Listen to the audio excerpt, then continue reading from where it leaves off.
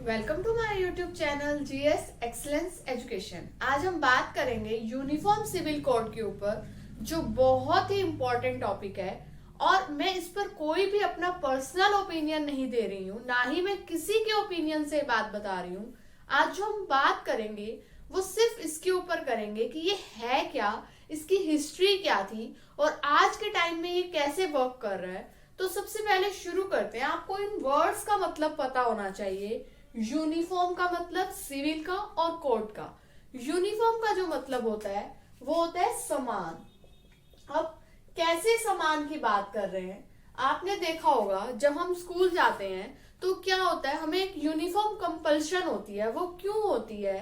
ताकि स्कूल में किसी भी जेंडर का, किसी भी जाति का, कोई अमीर है गरीब है, कुछ भी इस तरह का पता ना चले। उससे क्या होगा, सबके बीच में एक समानता होगी, काफी हद तक समानता। जैसे सबके लिए डिसाइड कर दिया कि व्हाइट शर्ट पहननी है और नेवी ब्लू पैंट पहननी है, इस तरह से गर्ल्स ने ये पहनना है, ये वाले शूज पहनने हैं। तो वो क्या है, एक यूनिफॉर्म हो गई, समानता हो गई। उससे कोई भी जज नहीं कर पाएगा कि ये कैसी फैमिली से बिलोंग करता है, ये किस तरह की फैमिली से आए हैं। तो उसी लिए बनाई गई थी यूनिफॉर्म। अब कोई लंबा है, कोई काला है, कोई गोरा है, अब उस यूनिफॉर्म से एक वो वाली समानता नहीं ला सकते कि सबके सब एक जैसे दिखें। इसका सिर्फ क्या मतलब बना, यथासंभव समानता, कि और जितना वो कर सकते हैं उतनी उन्होंने कोशिश की समानता लाने की। नेक्स्ट हम बात करेंगे सिविल के ऊपर, जिसका मतलब है नागरिक।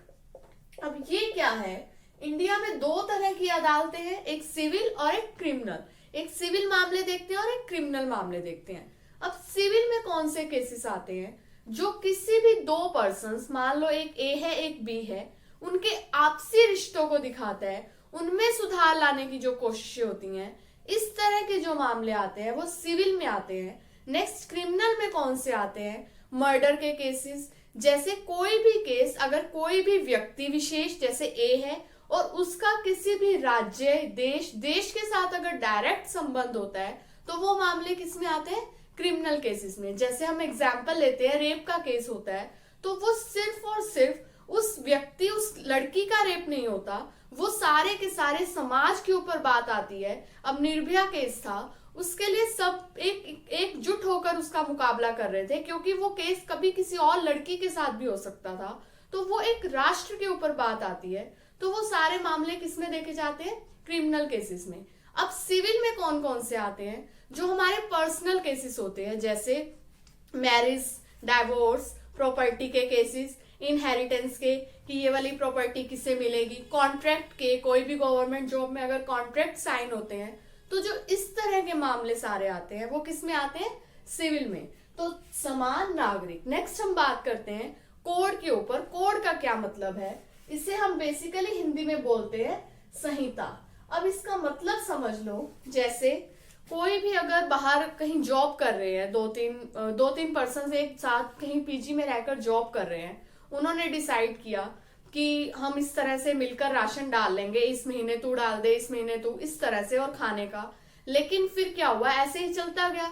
बाद में क्या हुआ कि फेस्टिवल्स आ गए, कुछ अपने घर चले गए, उस महीने कम राशन आया, जैसे उस महीने मैगी नहीं आई, कुछ इस तरह से। तो क्या हुआ, पहले तो वो सिर्फ ऑरली चल रहा था कि हाँ 1 मंथ, लेकिन फिर धीरे धीरे डिस्प्यूटेड हुए, इश्यूज शुरू हो गए। फिर क्या डिसाइड किया उन्होंने मिलकर कि इन सबको लिख लेते हैं, इनका एक सिस्टमाइज कर लेते हैं, एक व्यवस्थित तरीके से इनके रूल्स को लिख लेते हैं कि इस महीने अगर इतना आएगा या फिर हम इतने मनी मिलकर डिसाइड कर लेते हैं, तो उसे कहा जाता है कोड। जो सिस्टम से सिस्टमाइज होकर किसी चीज को व्यवस्थित कर लिया जाए। जैसे अब कोई बहुत सारे कानून ऐसे हैं जो लिखित में नहीं है, अलिखित है, ऑरली चलते जा रहे हैं, लेकिन टाइम के अनुसार जरूरी हो जाता है कि उन्हें लिख लिया जाए, उन्हें व्यवस्थित कर लिया जाए कि किसके क्या काम है, किसे कैसे काम करने हैं। तो मेन जो यूनिफॉर्म सिविल कोड का मतलब बना वो है समान नागरिक संहिता। अब इसकी दिक्कत कहां पर आई, इंडिया में बहुत सारे धर्मों के लोग रहते हैं, प्रॉब्लम्स कहां से क्रिएट होती हैं। जैसे किसी शहर में बोल दिया कि पशु वध पर रोक लगा दो और खेती करके खाओ या इस तरह से, और कोई कोई ऐसा एरिया होगा जहां पर खेती पॉसिबल ही नहीं है, तो उन्हें पशुवध करने पड़ेंगे। तो जब अलग अलग टाइप के लोग इकट्ठे आकर रहने लग जाते हैं, इंडिया में भी यही प्रॉब्लम आई। ब्रिटिशर्स आए, मुस्लिम आ गए, पारसी आए, ईसाई आए, तो वो सब मिलकर इकट्ठे आ गए और सब ने क्या कोशिश करी कि हमारे ही नियम चले। तो वो जब नियम बढ़ते बढ़ते बढ़ते केसेस बढ़ने लगे और हमारे जो फंडामेंटल राइट्स हैं उसमें लिखा हुआ है, मैं आपको करवा चुकी हूँ डिटेल में, कि कभी भी किसी भी जाति, धर्म, इसके आधार पर कोई भी भेदभाव नहीं होगा। तो जब ये डाइवोर्स की बात आती है, मैरिज की बात आती है, तो ये जाति धर्मों से भेदभाव होता है। तो उसी के लिए क्या कोशिश की जा रही है कि यूनिफॉर्म सिविल कोड लाया जाए कि जो पर्सनल मामले हैं उनको भी क्या कर दिया जाए, एक कर दिया जाए। अब हम अगर बात करते हैं कि इंडिया में क्या है, अनेकता में एकता है, तो वो एकता कहाँ से दिखाई देती है? अगर हम करेंसी की बात करते हैं तो ऑल ओवर इंडिया में सेम करेंसी है, तो उस पर कोई भी फर्क नहीं पड़ता मुसलमान कौन सी करेंसी यूज कर रहे हैं, पारसी कौन सी कर रहे हैं, बौद्ध कौन सी कर रहे हैं, सारी की सारी करेंसी जो है एक ही इंडिया में यूज हो रही है। तो वहां से एकता दिखाई देती है, रेलगाड़ियों से एकता दिखाई देती है, कोई भी स्पोर्ट्स की अगर बात आती है तो उनमें भी आपको एकता दिखाई देगी। लेकिन बहुत सारे बेसिक मुद्दे ऐसे थे जिसमें एकता का कोई मतलब ही नहीं रह गया था। लेकिन ये कैसे शुरू हुआ? जब ब्रिटिश सरकार आई तो हिंदुओं में भी बहुत सारी कुरीतियां ऐसी चल रही थी, जैसे सती प्रथा। अगर किसी का हस्बैंड की डेथ हो जाती है तो उसकी वाइफ का खर्चा कौन उठाएगा, वो कहाँ रहेगी, तो उसको भी उसके साथ ही सती होना पड़ता था। और विधवा पुनर्विवाह की व्यवस्था नहीं थी। इस तरह से बहुत सारी चीजें थी। लेकिन हिंदू खुद क्या चाहते थे? बदलाव चाहते थे। इसलिए बहुत बड़े बड़े, जैसे हम अगर नाम लेते हैं ईश्वर चंद्र विद्यासागर, राजा राम मोहन राय, इन्होंने, इनकी जो कोशिशें थी, उन्होंने बहुत सारी ऐसी कुरीतियों को खत्म कर दिया। विधवा पुनर्विवाह का नियम बना दिया, सती प्रथा को खत्म कर दिया, इस तरह से। लेकिन अगर हम यूनिफॉर्म सिविल कोड की बात करते हैं तो ये हमेशा जोड़ा जाता है कि ये मुसलमानों और हिंदुओं का मुद्दा है, जबकि ये उनका मुद्दा नहीं है। ये सभी के सभी धर्मों का मुद्दा है। सबको इसके ऊपर विचार करना चाहिए। ये मैं अपने पर्सनल ओपिनियन नहीं दे रही हूँ, मैं सिर्फ आपको एक बता रही हूँ कि कैसे इसको लागू किया जाना चाहिए। अब अगर हम बात कर लेते हैं कि कौन कौन से ऐसे नियम हैं जो अलग अलग धर्मों में अलग अलग हैं और हिंदू में बेसिकली आते क्या कौन कौन है। हिंदू में तो बहुत सारे धर्म हैं। तो अगर हम बात करते हैं सिख की या फिर बौद्ध की, जैन की, जो ये वाली सारी कम्युनिटीज हैं, ये सब किस में आएंगी? हिंदू धर्म में। और अलग कौन कौन है? मुसलमान, ईसाई, पारसी, ये क्या है? अलग है। तो इनके नियम भी अलग हैं। तो बहुत सारे केसेस ऐसे हुए जिससे क्या हुआ, फंडामेंटल राइट्स का हनन हुआ। जैसे मुस्लिम को ये अधिकार है कि वो एक से ज्यादा मैरिज कर सकते हैं। लेकिन जब पहले क्या था इन एंशियंट इंडिया, कि हिंदू में भी ये था कि जो महिला की जो सेक्स रेशियो थी वो ज्यादा थी एज कंपेयर टू पुरुष। तो बहुत, जो एक पुरुष था वो एक से ज्यादा महिला से भी विवाह कर सकते थे। और अगर आपने हिस्ट्री पढ़ी है तो उसमें देखा भी होगा कि एक एक राजा की कई कई रानियां होती थी। रामायण में भी आप ये चीज देख सकते हो। तो क्या, तो वो इसलिए था कि लेडीज ज्यादा होती थी और पुरुष कम होते थे, तो उनको इक्वालिटी मिल सके। वो उस टाइम पर इतना पढ़ती लिखती नहीं थी, तो उनका खर्चा उठाने के लिए एक एक पुरुष एक से ज्यादा मैरिज कर सकते थे। वो एक कॉन्सेप्ट था। लेकिन आज के टाइम में क्या हो रहा है कि ये भ्रूण हत्या और गर्ल्स को लोग जन्म नहीं देना चाहते, उसकी वजह से गर्ल्स की रेशियो कम होती जा रही है। तो फिर पॉलीगैमी आई, बायोगैमी आई, इन सब पर रोक लगाई गई कि सिर्फ हिंदू कोड बिल में पुरुष जो है एक ही विवाह कर सकता है। लेकिन मुसलमानों को अधिकार था कि वो एक से ज्यादा शादियां कर सकते हैं। तो अब ये हनन किसका हो रहा था? ये हो रहा था मुस्लिम महिलाओं का। लेकिन इसके ऊपर विरोध किसने करना शुरू किया? हिंदू पुरुषों ने, कि हमारे ऊपर हो रहा है कि धर्म के आधार पर आप ये हमसे भेदभाव कर रहे हो। और फंडामेंटल राइट्स में डायरेक्ट लिखा हुआ है कि आर्टिकल 14 और 15 यही बताते हैं कि किसी भी धर्म, जाति, लिंग के आधार पर कोई भी भेदभाव नहीं होगा। तो ये उसके ऊपर था। अब मैंने ये बताया कि हिंदू में कौन कौन सी कम्युनिटीज आती हैं। वो कौन सी आती हैं? सिख, बौद्ध, जैन, प्रार्थना समाज, जो इस तरह की कम्युनिटीज, ये सारी हिंदू में इंक्लूड की गई। और अलग कौन थे? मुसलमान, ईसाई, पारसी, और इनके नियम भी अलग अलग थे। अब ऐसे बहुत सारे केसेस हुए अलग अलग कम्युनिटीज के। पहले हम माइनॉरिटी के ऊपर बात करेंगे कि यहूदी के अलग नियम थे, इसी तरह से पारसी के अलग हैं, क्रिश्चियंस के अलग हैं, मुसलमानों के अलग हैं। तो उन नियमों के ऊपर जब केसेस आए और वो केसेस सुप्रीम कोर्ट में गए, तब यह मुद्दा हाईलाइट हुआ कि सबके लिए जो है समान सिविल कोड ले आओ। जैसे मैंने आपको डीपीएसपी पढ़ाया था, उसमें भी ये चीज बताई थी। आर्टिकल 44 डीपीएसपी में आते हैं, उसमें क्या था, उसमें लिखा हुआ है कि सबके लिए समान सिविल कोड हो। मतलब क्रिमिनल लॉ तो सबके लिए सेम है, हर एक जाति धर्म के लिए अगर कोई भी पर्सन क्राइम करता है तो वो सेम रहेगा। लेकिन जो सिविल लॉ थे, जैसे फैमिलीज के जो मैटर थे, मैरिज के, डाइवोर्स के, वो अलग अलग धर्मों के लिए अलग अलग बना दिए। तो उसके लिए वही धर्म के लोग फिर सुप्रीम कोर्ट में जाते थे कि हमारे फंडामेंटल राइट्स का हनन है।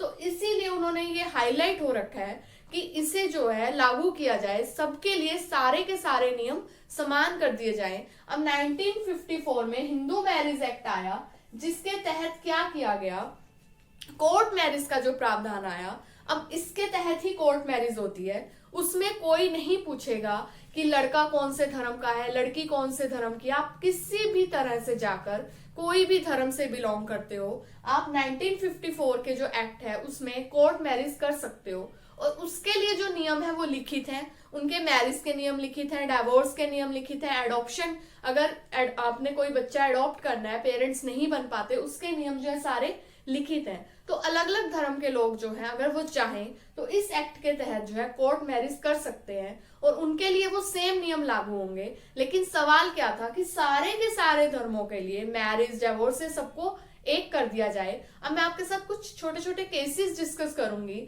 जिसके तहत जो है ये हाईलाइट में रहा कि कैसे इनकी जरूरत है, कैसे महिलाओं के अधिकारों का हनन हो रहा है, कैसे फंडामेंटल राइट्स की जो हनन होने पर जो है लोग सुप्रीम कोर्ट में जाते थे। छोटे छोटे से मुद्दे, हम उनके ऊपर थोड़ी सी बात कर लेते हैं। सबसे पहले अगर हम बात करते हैं तो ईसाई धर्म की करते हैं, क्रिश्चियंस की, उसमें क्या क्या रूल थे और उनमें क्या क्या चेंजेस किए गए। फिर इसमें क्या था, जो सबसे पहला मुद्दा देखने को आया 1896 में मैरी रॉय का आया। वो केरल में रहती थी और वहां पर जो है संपत्ति के लिए सक्सेशन जो एक्ट था, वो ट्रैवनकोर सक्सेशन एक्ट चल रहा था 1916। इसमें क्या था कि कोई भी जो महिला है वो संपत्ति में जो है हिस्सा नहीं ले सकती थी, जबकि इंडियंस में तो ऐसा था कि वो ले सकते थे। तो इस एक्ट को खत्म किया गया और हिंदू सक्सेशन एक्ट को लाया गया। ऐसे ही एक और केस सामने आया जॉन विलियम मैथम का, उसमें भी यही चीज थी कि उसमें क्या था, अगर कोई भी वसीयत जो है लिखे बिना अगर वो एक्सपायर हो जाता है, या फिर ईसाई धर्म में ये था कि कोई भी अपनी धार्मिक संस्था को अपनी संपत्ति दान नहीं दे सकता था, जबकि हिंदू में ऐसा हो सकता है कि अगर कोई चाहे अपने बच्चों को नहीं देना चाहता तो वो किसी भी ऑर्गेनाइजेशन को दे सकता है, या फिर किसी की संतान नहीं है तो भी दे सकते हैं। लेकिन ईसाई में ऐसा नहीं था, वो नहीं दे सकते थे, वो सिर्फ अपने करीबी रिश्तेदारों को दे सकते हैं। और सबसे रोचक बात तो ये थी कि उन करीबी रिश्तेदारों में पत्नी शामिल नहीं थी। कोई भी अपनी संपत्ति का वारिस अपनी पत्नी को नहीं बना सकता था। तो ये आर्टिकल 15 जो बात करता है धर्म के आधार पर भेदभाव नहीं, उसके आधार पर भेदभाव हो रहा था। तो फिर ये मामला सुप्रीम कोर्ट में गया और फिर इस एक्ट को खत्म किया और जो हिंदू का एक्ट है वो इसके ऊपर लागू किया गया। सेम एक और मामला सामने आया प्रगति वर्गीस का 1997 में, वो भी एक क्रिश्चियन महिला थी। उनका क्या कहना था कि ईसाई धर्म में क्या है, अगर कोई भी पति पत्नी तलाक लेना चाहते हैं और वो अगर बोल देते हैं कि कोई भी हस्बैंड अगर दलील देता है कि मेरी पत्नी के किसी के साथ संबंध है, मैं इस वजह से तलाक लेना चाहता हूं, इस तरह की अगर याचिका जाती है तो इस आधार पर उन्हें तलाक नहीं दिया जाता था। इसके साथ कोई और केस भी लगाना होता था, जैसे डोमेस्टिक वायलेंस का या इस तरह से, तब उन्हें ये चीज मिलती थी। तो इसे भी समाप्त किया गया। धीरे धीरे बहुत सारे चेंजेस आए। सेम 2015 में एक और केस सामने आया जिसमें क्या था, क्रिश्चियंस में अगर कोई भी कपल डाइवोर्स लेना चाहते हैं और उन्हें ये कह दें कि आपको जो है टाइम मिलता है कि 2 साल तक सेपरेट रहना है, उसके बाद ही आपको डाइवोर्स मिलेगा। लेकिन हिंदू में ये क्या था, टाइम 1 साल का था और ईसाई में क्या था, 2 साल का था। तो फिर से धर्म के आधार पर भेदभाव था। फिर इस एक्ट को भी खत्म करके हिंदू डाइवोर्स एक्ट इनके ऊपर एप्लीकेबल हुआ। तो सारे के सबको जो है न्याय मिला और ये सबके सब जो है खत्म किए गए। नेक्स्ट अगर हम बात करते हैं पारसी धर्म की, उनमें कैसे कैसे केसेस देखने को मिले। सबसे पहले तो पारसी धर्म में आते कौन कौन है, जो उनके सरनेम ईरानी होते हैं वो सब क्या है, पारसी हैं। और बहुत ही कम आबादी इंडिया में पारसी की है, अप्रोक्स 60 के होगी। और इसी में ही बहुत इंटेलिजेंट लोग भी देखने को मिले, जैसे होमी जहांगीर बाबा, साइंटिस्ट, इस तरह से। तो ये क्या है, बहुत कम थे। और इनमें एक चीज और एप्लीकेबल थी कि जो भी नॉन हिंदू हैं, जिसमें पारसी भी आते थे, यहूदी भी आते थे, मुसलमान भी आते थे, वो किसी भी बच्चे को एडॉप्ट नहीं कर सकते थे। एक होती है गार्जियनशिप और एक होता है एडॉप्शन। दोनों में क्या डिफरेंस है? एडॉप्शन में क्या होता है कि बायोलॉजिकल चाइल्ड को जो जो राइट्स मिलेंगे वो सारे के सारे एडॉप्ट किए हुए बच्चे को भी मिलेंगे। उसका संपत्ति में अधिकार होगा, पेरेंट्स का उसके ऊपर अधिकार होगा और बच्चे का पेरेंट्स के ऊपर अधिकार होगा। लेकिन गार्जियनशिप में क्या होता है, सिर्फ पालना होता है। उसके वयस्क होने तक कोई भी बच्चे को अगर हम लेते हैं, हम कोई भी फ्रेंड सर्कल में ले सकते हैं कि जब तक ये वयस्क नहीं हो जाता, 18 साल कोई भी एज डिसाइड होती है, तब तक उसे पालना है। उसके बाद उसका ना उनकी संपत्ति पर अधिकार होगा, ना ही बच्चे का पेरेंट्स पर होगा, ना ही पेरेंट्स का बच्चों पे होगा। तो ये चीज भी गलत थी कि ये भी धर्म के आधार पर भेदभाव हो रहा था। इसके अलावा पारसी धर्म में बहुत सारे ऐसे केसेस देखने को मिले हैं जिनके भी डाइवोर्स के नियम जो थे वो अलग थे। इसके बाद अगर मैं एक और छोटे से माइनॉरिटी की बात करूं, वो कौन है, यहूदी। ये भी बहुत कम आबादी लेकर बैठे हैं इंडिया में, अप्रोक्स 30 के आबादी होगी यहूदियों की। क्योंकि जब नया देश बसे, ईरान, अफगानिस्तान, तो इन्होंने क्या किया, इन्होंने अनाउंसमेंट की थी कि कोई भी यहूदी अगर यहाँ की सिटीजनशिप लेना चाहता है तो वो ले सकता है। तो ऑलमोस्ट वहां जाकर बस गए। अब यहूदी में क्या था कि डाइवोर्स का सिस्टम ही नहीं था। कि अगर उन्होंने क्या डिसाइड किया था कि अगर एक बार शादी हो गई तो उन्हें वहीं रहना है, डाइवोर्स नहीं ले सकते। तो सेम एक कपल ने जो है, उनकी नहीं बनी, उन्होंने सुप्रीम कोर्ट में अर्जी लगाई कि हमें केस चाहिए, डाइवोर्स चाहिए। तो उन्होंने डायरेक्ट बोला कि हम आपको डाइवोर्स दे ही नहीं सकते, क्योंकि आपके धर्म में तो ये प्रावधान ही नहीं है। अगर वो मैरिज 1954 एक्ट के तहत हुई होती तो डाइवोर्स मिल सकता था, लेकिन उन्होंने यहूदी परंपराओं के अनुसार शादी की थी, तो डाइवोर्स का कोई प्रोसीजर ही नहीं था। हम किस एक्ट के तहत दें? हाँ, वो सेपरेट रह सकते थे अपनी मर्जी से। फिर जो है इस एक्ट को भी खत्म किया और इनके ऊपर भी हिंदू डाइवोर्स एक्ट को लागू किया गया। अगर हम बात करें, ये तो थे छोटी छोटी माइनॉरिटीज, जो मेन मुद्दा है वो मुस्लिम का है। उनके ऊपर अगर बात करते हैं कि उनके कैसे कैसे केसेस चले और कौन कौन से केसेस इतने ज्यादा हाईलाइट हुए कि आज बहुत ज्यादा जरूरत है यूनिफॉर्म सिविल कोड को एप्लीकेबल करने की, तो उनके ऊपर बात करते हैं। अब इनमें कैसे कैसे नियम चलते थे, अगर हम उनके ऊपर थोड़ी सी नजर डालें तो इनमें क्या था, एक से ज्यादा विवाह की परंपरा थी और 4 तक शादियां कर सकते थे। इनमें ट्रिपल तलाक चल रहा था। और कुछ चीजें अच्छी भी थी जो हमें उठा लेनी चाहिए थी वहां से। जैसे हिंदू में क्या था, बेटियों पे जो संपत्ति का अधिकार था, बहुओं पे जो उनके वो विधवा हो जाती थी उन पे अगर वो संपत्ति लेती हैं तो वो एक्चुअल उसकी हकदार नहीं होती थी, उन्हें सिर्फ रहने के लिए घर दिया जाता था, वो उसे बेच नहीं सकती थी। लेकिन इनमें क्या है कि 2/3 संपत्ति का जो अधिकार है वो बेटे के पास होता था और 1/3 बेटी के पास, लेकिन वो कंप्लीट होता था बहुओं के पास कि वो उसे बेच भी सकती थी। कुछ चीजें अच्छी भी हैं, कुछ ट्रिपल तलाक और इस तरह के जो मामले थे वो गलत थे। अब हिंदू बिल एक्ट आया था, हिंदू मैरिज एक्ट, उसमें क्या था, एक से ज्यादा विवाह पर रोक लगाई थी और दंडनीय अपराध था, उसके लिए आपको पे भी करना होगा और सजा भी हो सकती थी। इसी तरह का एक मामला आया सामने, जो कि एक हिंदू महाराष्ट्र में रहते थे, उन्होंने अप्लाई किया, उनका नाम मुझे एग्जैक्टली याद नहीं है, वेले मतम नाम के कुछ थे। तो उन्होंने एक मामला सामने आया, उन्होंने कहा कि पिंडदान के लिए जो है, जो रूढ़िवादी विचार के थे, उनके लिए एक बेटे की आवश्यकता होती है। तो उन्होंने दूसरी शादी की थी और उनकी वाइफ ने वो केस किया था कि एक तो उन्होंने जो फिर आर्ग्यूमेंट्स किए, अपील दी, उसमें यही कहा गया, 1951 का ये केस है, आपको इंटरनेट पे सब कुछ अवेलेबल होगा, उसमें लिखा गया, उन्होंने 2 उसके रीजंस बताए। पहला तो ये कि पिंडदान के लिए अगर मेरे पास पहली बीवी से बेटा नहीं है तो मैं दूसरी शादी कर सकता हूँ। दूसरा उन्होंने क्या आर्गुमेंट दिया कि अगर मुस्लिम को ये अधिकार है कि वो एक से ज्यादा मैरिज कर सकते हैं तो हमें क्यों नहीं, ये भी धर्म के आधार पर भेदभाव था। लेकिन तब देश जो है नया नया आजाद हुआ था, 1951 की मैं बात बता रही हूँ।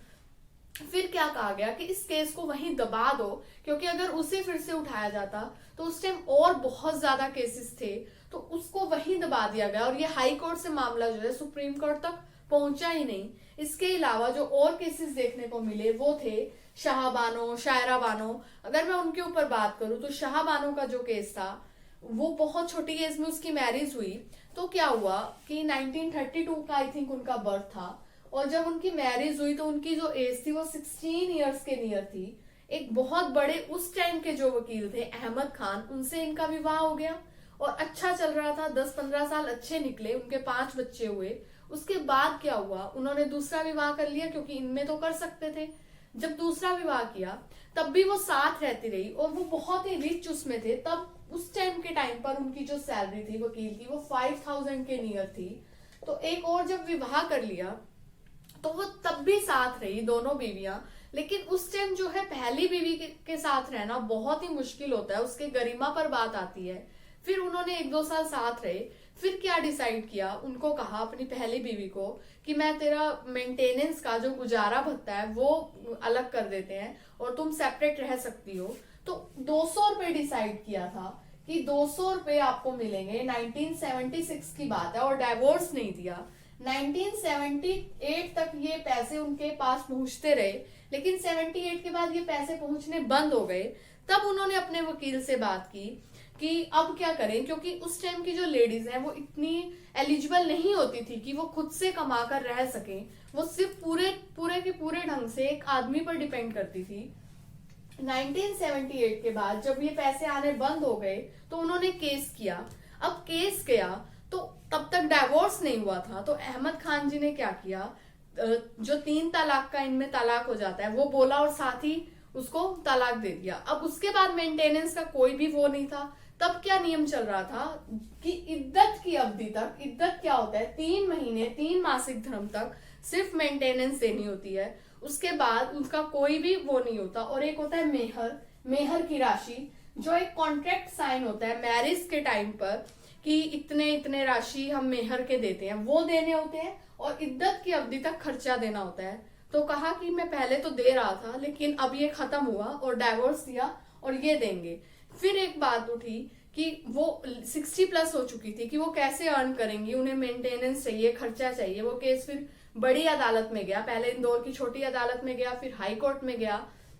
फिर हाई कोर्ट ने क्या डिसाइड किया कि जो आप दे रहे थे, छोटी अदालत ने डिसाइड किया था कि 25 रुपए प्रति माह दें, लेकिन हाई कोर्ट ने उस राशि को बढ़ाकर, वो भी शाहबानो के उसमें फेवर में फैसला दिया और वो राशि कर दी 179 रुपीज एंड 20 पैसे की। इतनी राशि आपको हर महीने देनी है। लेकिन अहमद खान ने फिर वो जो याचिका दायर की वो सुप्रीम कोर्ट में की। सुप्रीम कोर्ट ने भी इनके ही फेवर में फैसला किया, और उनकी सैलरी को देखते हुए कि इनकी कितनी आमदनी है उसको देखते हुए वो राशि बढ़ाकर कर दी 1000। और इनफैक्ट जो उनका खर्चा वकीलों का हुआ था उसकी अलग से राशि 10,000 देने का ऐलान कर दिया कि ये भी दो और पर मंथ ये भी दो। तो वो फैसला शाहबानो के केस में हो। इस तरह से बहुत सारे जो केसेस थे वो सामने आए। साथ ही सुप्रीम कोर्ट ने उस टाइम पर ये ऐलान किया कि संसद को एक विधेयक लाकर ये कानून पास कर देना चाहिए, नहीं तो ये दिक्कतें आने वाले टाइम में और बढ़ती ही जाएंगी। इस तरह के और भी बहुत सारे केसेस हुए, जिसमें से एक और अगर मैं छोटे से केस के ऊपर बात करूं तो वो है शायरा बानो का केस। अगर किसी को क्लास लेंथी लग रही है तो वो एक बार बीच में पॉज लेके सुन सकते हो, लेकिन ये छोटे छोटे केसेस हैं, सुनने बहुत जरूरी है, जिससे आपको आइडिया होगा कि यूनिफॉर्म सिविल कोड एक्चुअल में क्या है।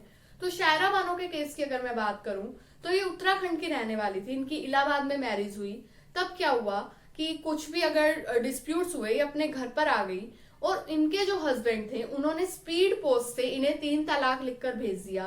तो तब इन्होंने ये केस सुप्रीम कोर्ट में भेजा कि ये 3 चीजें, एक होता है निकाह हलाला, एक 3 तलाक, और एक जो पॉलीगैमी सिस्टम है, एक से ज्यादा मैरिज। अब एक बार निकाह हलाला भी सुन लो, वो क्या होता है। वो होता है अगर ए की बी के साथ मैरिज हो गई और किसी कारणवश गुस्से में बी ने जो है ए को डाइवोर्स दे दिया 3 तलाक से, और फिर उन्हें रियलाइज हुआ कि नहीं हमें साथ रहना है, तो हिंदू में तो ये चीज एप्लीकेबल है कि वो अगर उन्हें थोड़े टाइम के बाद लगता है कि हमसे गलती से हुआ, तो वो साथ फिर से रह सकते हैं, दोबारा शादी कर सकते हैं। लेकिन इनमें ऐसा नहीं था। इनमें क्या है, निकाह हलाला में, कि ए ने बी के साथ मैरिज की और डाइवोर्स हो गया। अगर वो दोबारा साथ रहना चाहते हैं तो फर्स्टली ए को किसी नेक्स्ट पर्सन, मतलब जो फीमेल है उसको किसी और के साथ विवाह करना होगा, मान लो जेड के साथ। फिर वो अगर इसे डाइवोर्स दे, फिर वो दोबारा इसके साथ मैरिज कर सकती है। इसे ध्यान से सुनना, ए की बी के साथ मैरिज हुई, दोनों का डाइवोर्स हुआ, ए मान लो फीमेल है और ये मेल है। अब उस फीमेल को दोबारा किसी के साथ विवाह करना होगा। फिर वो अगर डाइवोर्स दे, चाहे तो, कोई कंपल्शन नहीं है, चाहे तो वो इसे डिवोर्स दे, फिर ये साथ में रह सकते हैं, अदरवाइज नहीं रह सकते। तो उन्होंने बोला कि ये 3 चीजों को खत्म करो। एक ट्रिपल तलाक जो उनके साथ वो भोग कर आई थी कि स्पीड पोस्ट से भेजा था, और एक ये निकाह हलाला, और एक पॉलीगैमी सिस्टम की एक से ज्यादा विवाह नहीं कर सकते। तब इस ट्रिपल तलाक को भी खत्म किया गया और उन्हें भी न्याय मिला। और फिर इस अपराध को क्या कर दिया गया, दंडनीय कर दिया गया। अगर कोई भी ऐसा करता है तो सजा भी होगी और उस लेडी को मेंटेनेंस का, रहने का खर्चा भी देना होगा। इस तरह से इनके जो एडॉप्शन के नियम है वो भी अलग है। मैंने आपको बताया था ये लोग एडॉप्ट नहीं कर सकते। तब एक मुस्लिम महिला ने एक बच्ची को एडॉप्ट किया, 2015 का ही केस है। एक बच्ची को एडॉप्ट किया, तो वही जब वो व्यस्क होने लगी तो उनके ऊपर एप्लीकेशन आई कि अब आपका इसके साथ खत्म हो जाएगा, कोई भी संपत्ति का इस तरह के अधिकार नहीं होंगे। फिर उन्होंने भी केस किया कि जब हिंदू में ये चीज है तो हमारे इसमें क्यों नहीं है। मतलब इनके एडॉप्शन के नियम और सब कुछ अलग था। इन चीजों को समान करने के लिए ये यूनिफॉर्म सिविल कोड लाना बहुत जरूरी है, और इसके ऊपर विधेयक पास हो भी चुका है 2017 में। सिर्फ इसे एप्लीकेबल करना है, और नहीं तो ये ऐसे केसेस बढ़ते ही जाएंगे। तो ये था हमारा पूरा का पूरा डिटेल स्ट्रक्चर कि इसकी क्या क्या नीड है और कहाँ कहाँ पर इसकी जरूरत है। अब आप इसे सुनकर अपने ओपिनियन मुझे कमेंट सेक्शन में बता सकते हो कि आप इसके बारे में क्या सोचते हो। ये सिर्फ एक हिस्ट्री थी, पास्ट था, फ्यूचर था कि इसका कहाँ कहाँ पर कैसे कैसे मिसयूज लोग कर रहे हैं। तो सुप्रीम कोर्ट को क्या क्या इसके बारे में फेस करना पड़ रहा है। लेकिन उन्होंने क्या कहा कि अब हम सरकार के अकॉर्डिंग नहीं चलेंगे, हमारे जो नियम है, हमारे जो कानून है, संविधान में लिखे हैं, हम उनके अकॉर्डिंग चलेंगे। और उनके ही अकॉर्डिंग फैसले भी हुए, जो कि कहीं ना कहीं मुस्लिम को, यहूदी को, पारसी को, उनकी महिलाओं को भी न्याय मिला। तो बहुत अच्छा कॉन्सेप्ट है, तो इसे एप्लीकेबल जल्दी से जल्दी हो जाना चाहिए। तो ये सारा मेरा डिटेल स्ट्रक्चर था। अगर मेरी वीडियो अच्छी लगी है तो इसे लाइक कर दो, साथ ही मेरे चैनल को सब्सक्राइब करके बेल आइकन पर प्रेस कर लो for latest updates. Thank you so much for watching.